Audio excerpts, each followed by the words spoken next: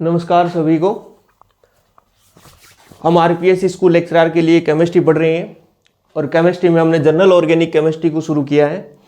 General organic chemistry में हम electronic displacement को स्टार्ट कर रखा था और इलेक्ट्रॉनिक डिस्प्लेसमेंट में हमने देखा कि एक तो टेम्परेरी होता है और ये एक परमानेंट डिस्प्लेसमेंट होता है। परमानेंट डिस्प्लेसमेंट जो होता है इसमें तीन तरह के इफेक्ट हमें पढ़ने हैं। इंडक्टिव इफेक्ट, हाइपर कॉन्जुगेशन और रेजोनेंस के बारे में पढ़ेंगे इसमें। और टेम्परेरी जो होता है उसमें इलेक्ट्रोमेरिक इफेक्ट को पढ़ना है हमें। तो परमानेंट इलेक्ट्रॉनिक डिस्प्लेसमेंट में हमने इंडक्टिव इफेक्ट को कंप्लीटली पढ़ा और अब हम शुरुआत करने जा रहे हैं हाइपर कॉन्जुगेशन की। तो हाइपर कॉन्जुगेशन की शुरुआत करेंगे आज हम। तो लेक्चर को शुरू करने से पहले मैं रिक्वेस्ट करता हूं कि इस वीडियो को लाइक करें, शेयर करें, कमेंट करें और इस चैनल को सब्सक्राइब करें। तो आज हम पढ़ेंगे हाइपर कॉन्जुगेशन के बारे में।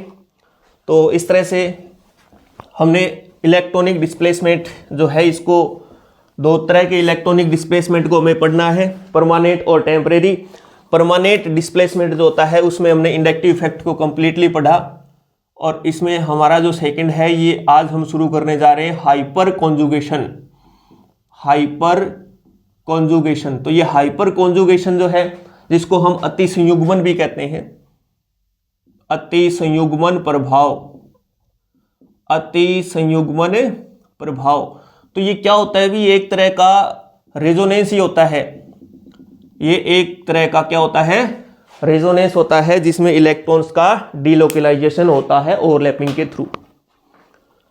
तो हम बात करें इसकी हाइपर कॉन्जुगेशन की, तो हमने क्या बात की कि ये जो होता है स्पेशल प्रकार होता है रेजोनेंस का। तो देखो हम लिखते हैं कि स्पेशल काइंड, ये क्या होता है, एक तरह का special kind of resonance. Resonance का एक विशेष प्रकार होता है रेजोनेंस, अनुनाद।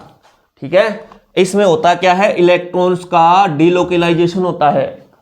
तो इसमें लिखेंगे डीलोकेलाइजेशन, डीलोकेलाइजेशन।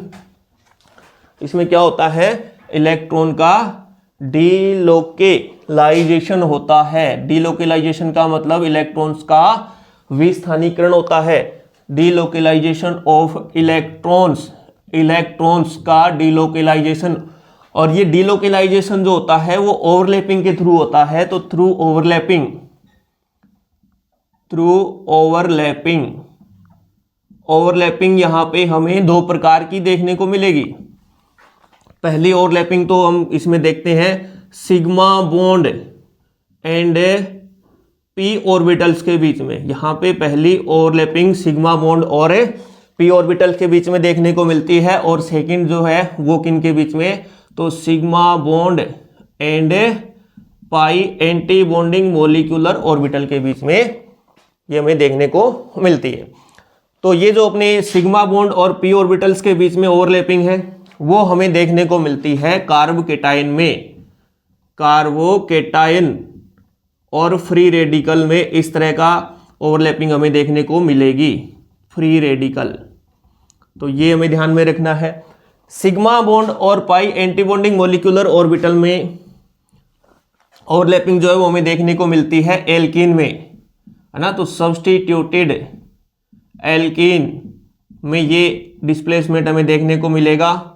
और दूसरा हम इसकी बात करेंगे एल्काइल बेंजीन में, एल्काइल बेंजीन में हमें ये देखने को मिलेगा। तो अब हम इसकी डेफिनेशन लिखें हाइपर कॉन्जुगेशन की। तो हाइपर कॉन्जुगेशन की डेफिनेशन क्या बनेगी, देखें भी, it is the special kind, है ना। तो हम लिखेंगे it is the special kind, it is the special kind of resonance. यह रेजोनेंस का एक विशेष प्रकार होता है। इन विच, इसमें क्या होता है, तो इन विच डीलोकेलाइजेशन, इसमें क्या होता है, डीलोकेलाइजेशन होता है किसका, इलेक्ट्रॉन्स का। तो in which delocalization of electrons, delocalization of electrons, यहां पे इलेक्ट्रॉन्स का डीलोकेलाइजेशन होता है। और किसके थ्रू होता है, तो थ्रू किसके थ्रू? Overlapping, through overlapping. इसमें ओवरलैपिंग के थ्रू क्या होता है? इलेक्ट्रॉन्स का डिलोकेलाइजेशन होता है, थ्रू ओवरलैपिंग। थ्रू ओवरलैपिंग किन के बीच में? तो इन बिटवीन किन के बीच में? Sigma bond and P orbitals के बीच में, sigma bond and P orbitals, या फिर किन के बीच में? तो और सिग्मा बॉन्ड और पाई एंटी बॉन्डिंग मोलिकुलर ऑर्बिटल्स के बीच में। ठीक है। दूसरा देखो भी, इसको हम बिना बंध का अनुनाद भी कहते हैं, हाइपर कॉन्जुगेशन को। तो इट ऑल्सो नोन एज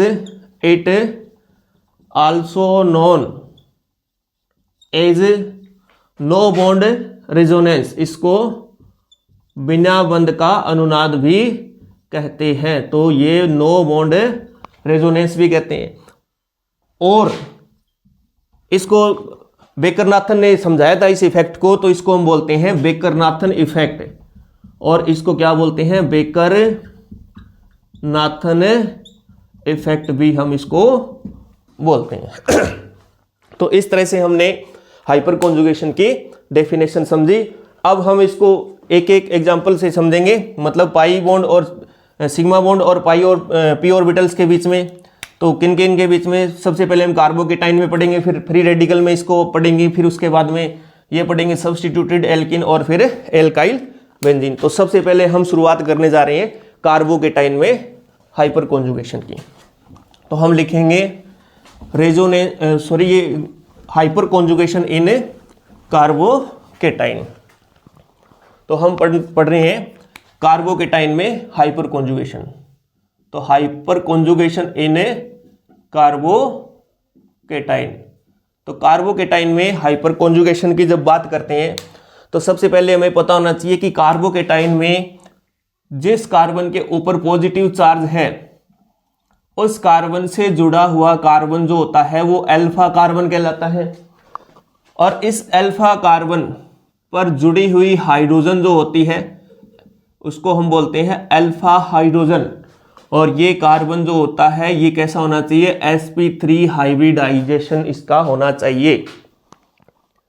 तो इस प्रकार हमने देखा कि अल्फा कार्बन जिस पे sp3 हाइब्रिडाइजेशन है जिसका, उसके ऊपर जो अल्फा हाइड्रोजन जुड़ी हुई है वो अल्फा हाइड्रोजन ही इसमें हाइपर कॉन्जुगेशन में पार्टिसिपेट करती है। तो अब इसका हम ऑर्बिटल व्यू देखें। तो ये कार्बन जिसके ऊपर पॉजिटिव चार्ज है, तो ये पॉजिटिव चार्ज p ऑर्बिटल में है, तो ये p ऑर्बिटल जिसके ऊपर पॉजिटिव चार्ज है। दूसरा, ये हमने अल्फा कार्बन बनाया, इस अल्फा कार्बन के साथ 3 हाइड्रोजन जुड़ी हुई है। इस तरह से एक हाइड्रोजन को हमने ऑर्बिटल व्यू के रूप में शो कर दिया। तो अब देखो भी, ये जो p ऑर्बिटल है ये हमारा p ऑर्बिटल है, और ये हमारा क्या है? सिग्मा बॉन्ड है। तो यहां पे कार्बोकेटाइन में क्या होता है कि ये सिग्मा बॉन्ड और ये p ऑर्बिटल एक दूसरे के पैरेलल है, और ये एक दूसरे के साथ पाई बॉन्ड बना सकते हैं। तो इस प्रकार यहाँ पे ओवरलैपिंग जो है वो किन किन के बीच में देखने को मिलेगी?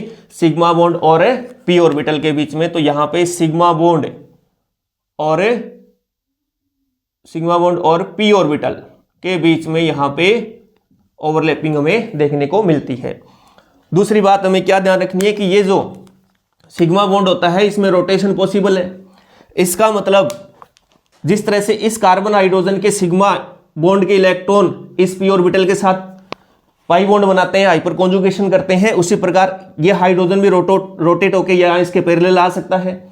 तो ये भी इसके साथ पाई बॉन्ड बना सकता है, और इस कार्बन हाइड्रोजन बॉन्ड के इलेक्ट्रॉन भी, सिग्मा इलेक्ट्रॉन भी रोटेट करके इसके पैरेलल आ जाएंगे, तो ये भी हाइपर कॉन्जुगेशन में पार्टिसिपेट करेंगे। तो जितने अल्फा हाइड्रोजन है वो सभी जो है वो हाइपर कॉन्जुगेशन में पार्टिसिपेट करते हैं।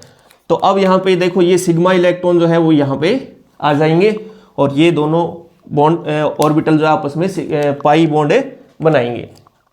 तो इस तरह से 3 प्रकार की यहाँ पे कॉन्जुगेटिव स्ट्रक्चर हमें देखने को मिलेगी। तो पहली कॉन्जुगेटिव स्ट्रक्चर में देखो क्या होता है, ये इस तरह से ये कार्बन और कार्बन के बीच में अब पाई बॉन्ड बन चुका है, तो डबल बॉन्ड आ जाएगा। ये कार्बन, यहाँ पे 2 हाइड्रोजन जुड़े हुए हैं और देखो भी ये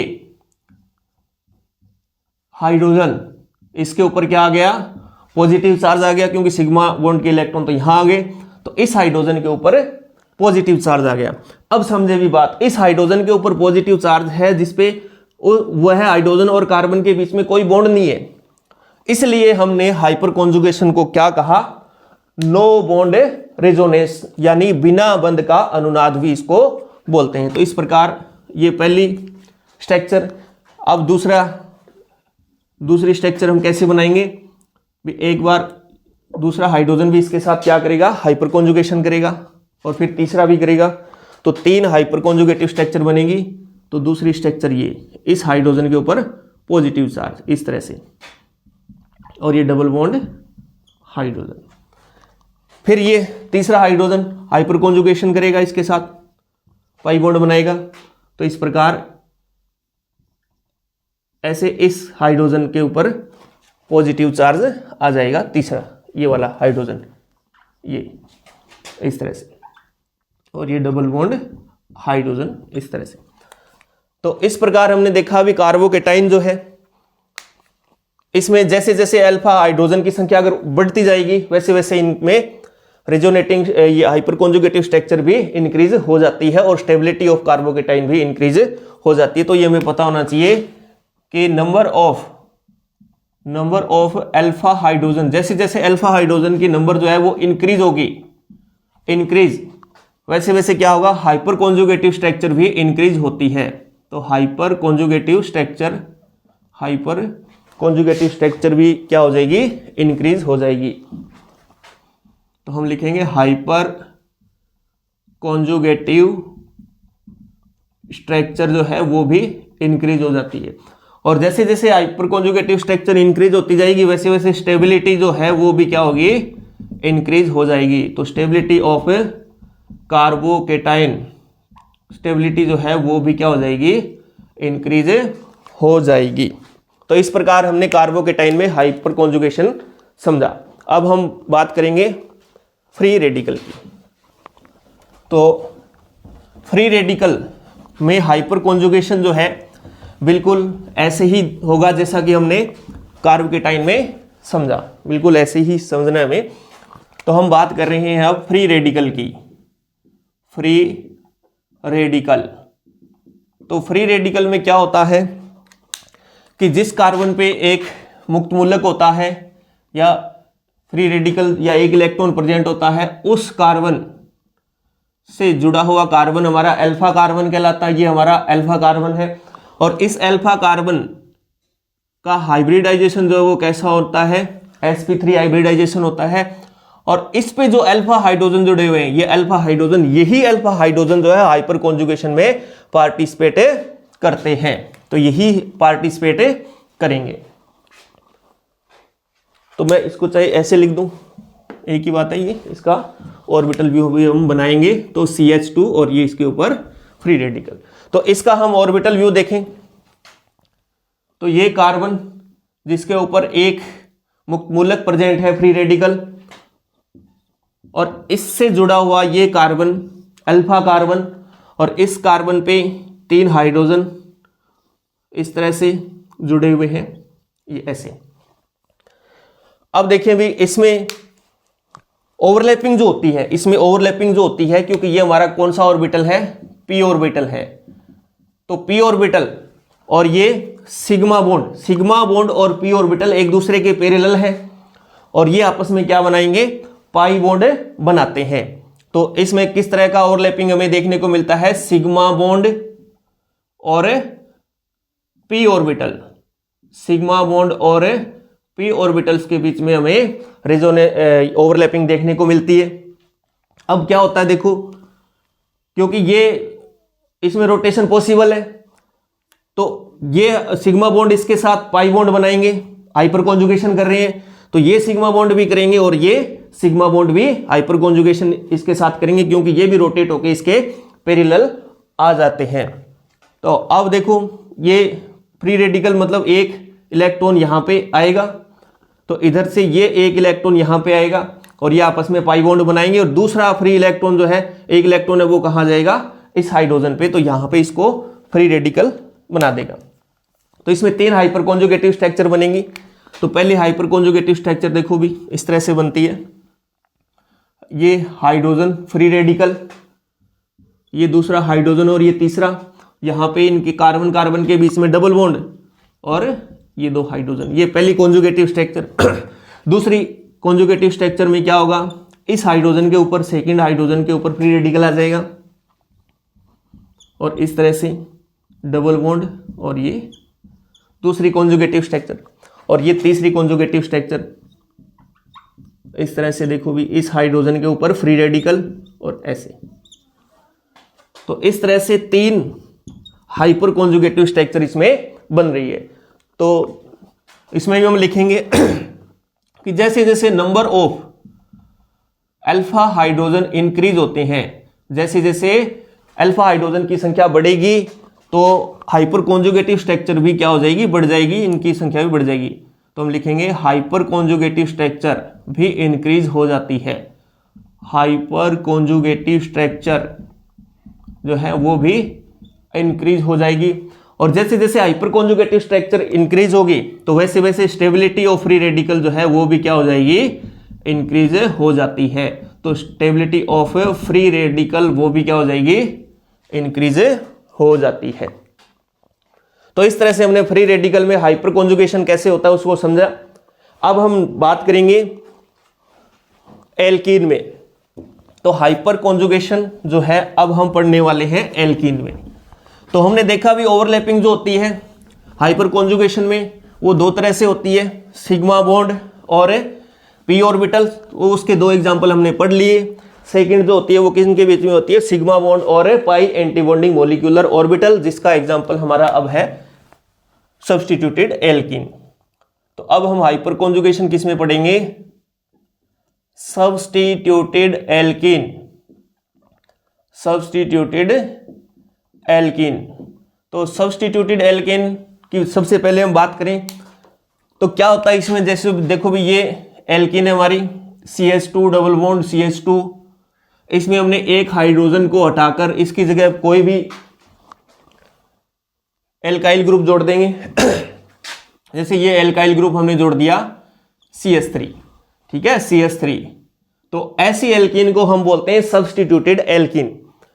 अब इस एल्कीन में जो अनसैचुरेटेड कार्बन है, जैसे ये दोनों कार्बन जो है वो क्या है, अनसैचुरेटेड कार्बन है, और अनसैचुरेटेड कार्बन से जुड़ा हुआ कार्बन जो है वो कैसा कार्बन होता है हमारा, अल्फा कार्बन।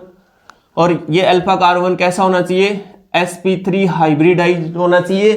तब इस पे जो अल्फा हाइड्रोजन जुड़ी हुई है, ये अल्फा हाइड्रोजन यहां पे हाइपर कॉन्जुगेशन में पार्टिसिपेट करती है। तो अब इसका ऑर्बिटल व्यू देखें। तो ये कार्बन जिनके, ये दोनों अनसैचुरेटेड कार्बन मैंने बनाए, इन कार्बन के बीच में एक तो सिग्मा बॉन्ड हमने बना दिया, ये यहां पे 2 है भी इस तरह से।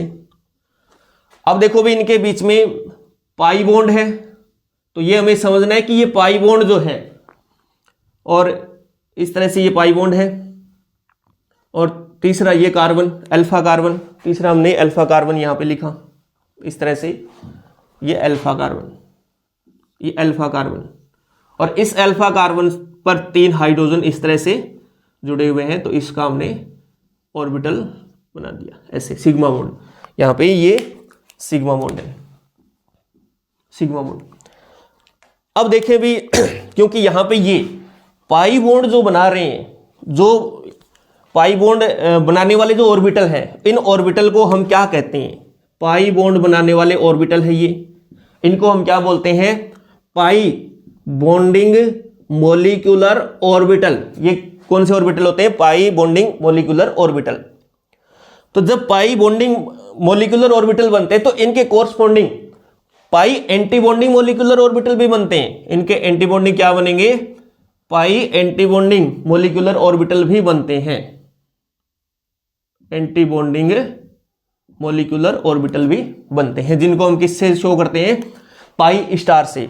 तो इनके कोरस्पॉन्डिंग ये पाई एंटी बॉन्डिंग मॉलिक्यूलर ऑर्बिटल भी यहां पे प्रेजेंट है, तो इनको बोलते हैं हम पाई एंटी बॉन्डिंग मॉलिक्यूलर ऑर्बिटल। अब इसमें ये पाई एंटी बॉन्डिंग मॉलिक्यूलर ऑर्बिटल जो है ये कैसे होते हैं, वेकेंट है।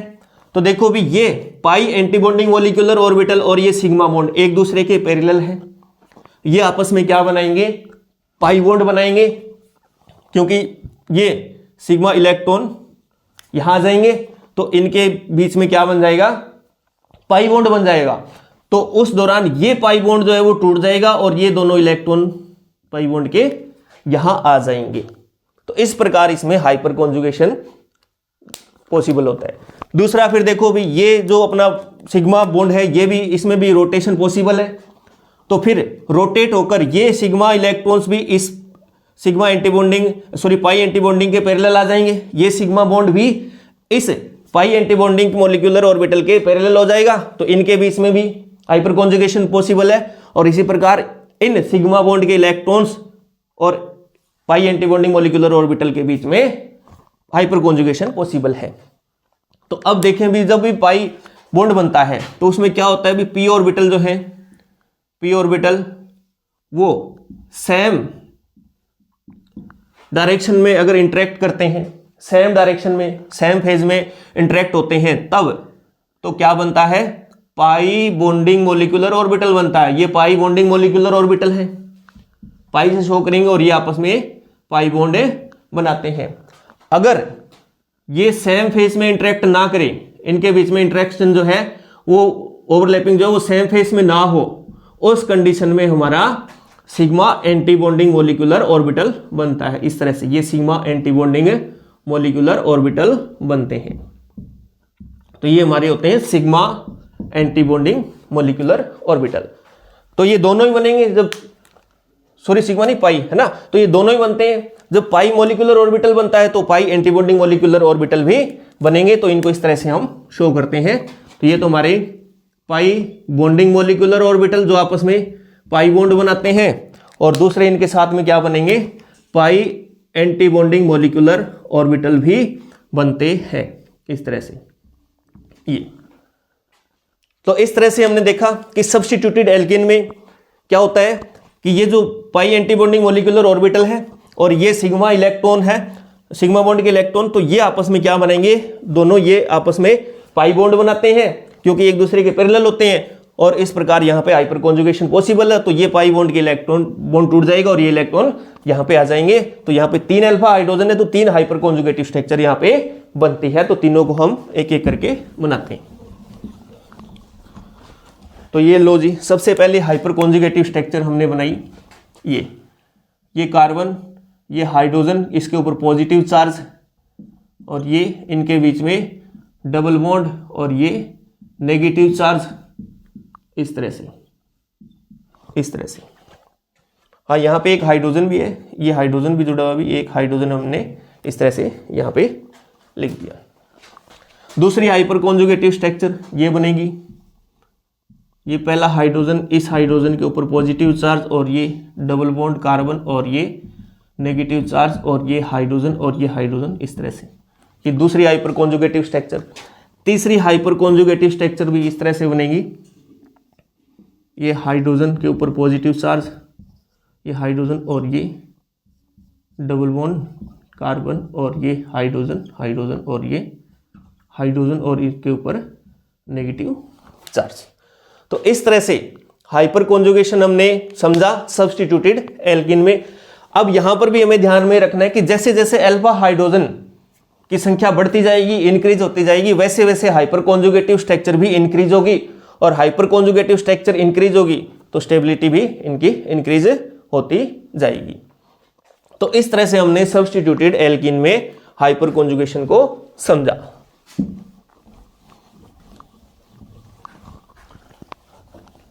देखो भी, इसको में हम ऐसे भी लिख सकते हैं, जो सब्स्टिट्यूटेड एल्कीन है इसमें हाइपर कॉन्जुगेशन को हम ऐसे भी समझ सकते हैं। ये लो इस तरह से, यहाँ पे डबल बॉन्ड और ये कार्बन, तो इसको थोड़ा सा ढंग से लिख देता हूं। देखो ये हमारी एल्कीन है, सब्स्टिट्यूटेड एल्कीन, यहाँ पे डबल बॉन्ड और ये कार्बन और इसके साथ जुड़े हुए 3 हाइड्रोजन। तो अब इसमें ये थोड़ा ऊंचा बन गया, क्या दिखाई देगा क्या? ये शायद हाइड्रोजन दिखाई नहीं दे रहा। चलो इसको एक ढंग से बना देते हैं। ये लो जी, ये हाइड्रोजन 3 जुड़े हुए इस कार्बन पे और यहाँ पे डबल बॉन्ड है। तो वास्तव में होता क्या है, हमने जो इसमें हाइपर कॉन्जुगेशन पढ़ा है इसमें यही तो हो रहा है कि ये सिग्मा बॉन्ड के इलेक्ट्रॉन है, ये कहाँ आ रहे हैं? यहाँ पे आ रहे हैं पाई बॉन्ड के रूप में। तो ये पाई बॉन्ड के इलेक्ट्रॉन जो है वो यहाँ इस कार्बन पे आ जाते हैं। तो इस प्रकार इनमें हाइपर कॉन्जुगेशन होता है। तो देखो भी क्या हाइपर कॉन्जुगेटिव स्ट्रक्चर बनेगी, इस हाइड्रोजन पे पॉजिटिव चार्ज और इस तरह से यहाँ पे डबल बॉन्ड आ जाता है और इस कार्बन के ऊपर नेगेटिव चार्ज हो जाता है। तो यही तो हमने समझा इसमें। सब्स्टिट्यूटेड एल्कीन में इसी तरह हाइपर कॉन्जुगेशन होता है। अब हम नेक्स्ट बात करते हैं हाइपर कॉन्जुगेशन की, किसमें? एल्काइल बेंजीन में। तो अब हम बात करेंगे हाइपर कॉन्जुगेशन इन एल्काइल बेंजीन। तो एल्काइल बेंजीन में हाइपर कॉन्जुगेशन कैसे होता है इसको समझें भी। सबसे पहले हम देखते हैं भी एल्काइल बेंजीन होती क्या है। तो एल्काइल बेंजीन, ये एल्काइल बेंजीन है, देखो भी ये बेंजीन है और इस पे हमने एल्काइल ग्रुप जोड़ दिया, ये ऐसे। तो ये हमारी एल्काइल बेंजीन, यहाँ पे डबल बॉन्ड इस तरह से, ये एल्काइल बेंजीन होती है। तो एल्काइल बेंजीन में हाइपर कॉन्जुगेशन को समझने से पहले मैं एक बार फिर से इस पे चर्चा करता हूं जो हमने अभी पढ़ा सब्स्टिट्यूटेड एल्कीन में। तो मैं ये वापस बना रहा हूं यहाँ पे, ये सब्स्टिट्यूटेड एल्कीन हमारी, इसमें हाइपर कॉन्जुगेशन कैसे हमने देखा, इसको एक बार और देखते हैं। ये तो इसमें हमने देखा था कि ये जो पाई बॉन्ड है, ये पाई बॉन्ड के इलेक्ट्रॉन कहाँ आ रहे हैं? यहाँ पे आएंगे और ये पाई बॉन्ड के इलेक्ट्रॉन इस कार्बन पे आ रहे हैं।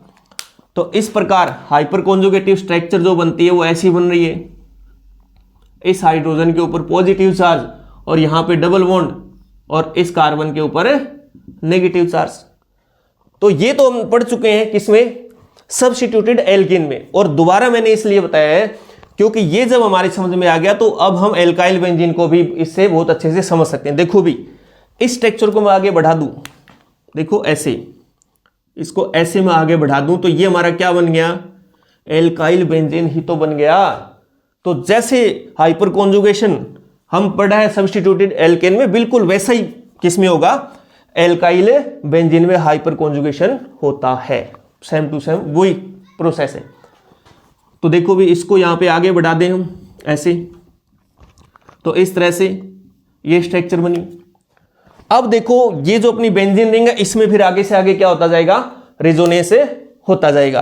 तो अब देखो क्या हो रहा है, यहां पे ये जो इलेक्ट्रॉन है, ये नेगेटिव चार्ज जो है ये यहां आएंगे, तो ये पाई इलेक्ट्रॉन जो है वो यहां आ जाएंगे। तो इस प्रकार ये स्ट्रक्चर बनेगी। इस प्रकार देखो भी ये इस पे नेगेटिव चार्ज आ गया और यहाँ पे डबल बॉन्ड, और इस तरह से ये हाइपर कॉन्जुगेटिव स्ट्रक्चर भी है अब इसमें। फिर क्या होगा? ये इलेक्ट्रॉन यहाँ आएंगे तो ये पाई इलेक्ट्रॉन इस कार्बन पे आ जाएंगे।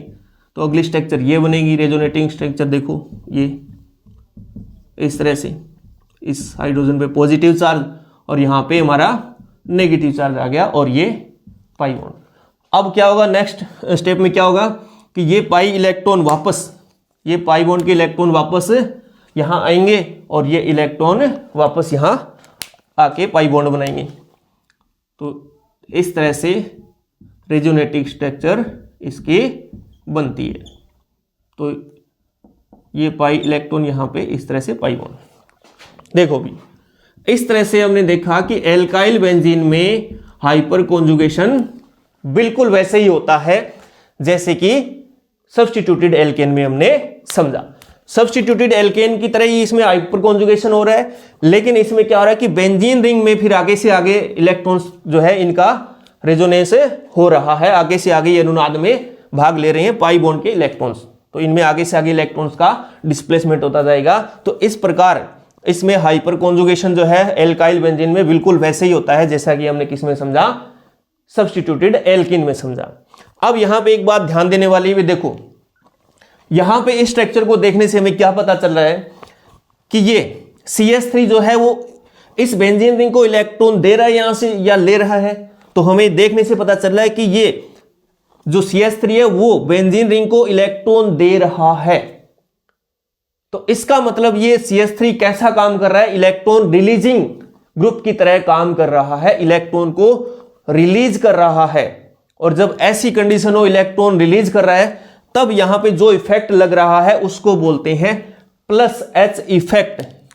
तो यहां पे जो इफेक्ट हमें दिख रहा है वो कौन सा इफेक्ट है, प्लस H इफेक्ट है, प्लस हाइपर कॉन्जुगेशन इफेक्ट है। प्लस हाइपर कॉन्जुगेशन इफेक्ट का मतलब क्या है यहां पे, कि ये जो CH3 ग्रुप है ये बेंजीन रिंग में इलेक्ट्रॉन्स को दे रहा है, रिलीज कर रहा है, तो इसको बोलते हैं प्लस H इफेक्ट। अगर यहां पे कोई ऐसा ग्रुप जुड़ जाए, इस बेंजीन रिंग पे कोई ऐसा ग्रुप जुड़ा हो जो इस बेंजीन रिंग से पाई इलेक्ट्रॉन को ले ले या विड्रॉल कर ले, तब वो वहां पे कौन सा इफेक्ट कहलाएगा, फिर हमारा माइनस H इफेक्ट। तो टाइप ऑफ हाइपर कॉन्जुगेशन जो है प्लस H और माइनस H को हम नेक्स्ट क्लास में समझेंगे। आज के लिए इतनी क्लास, थैंक यू।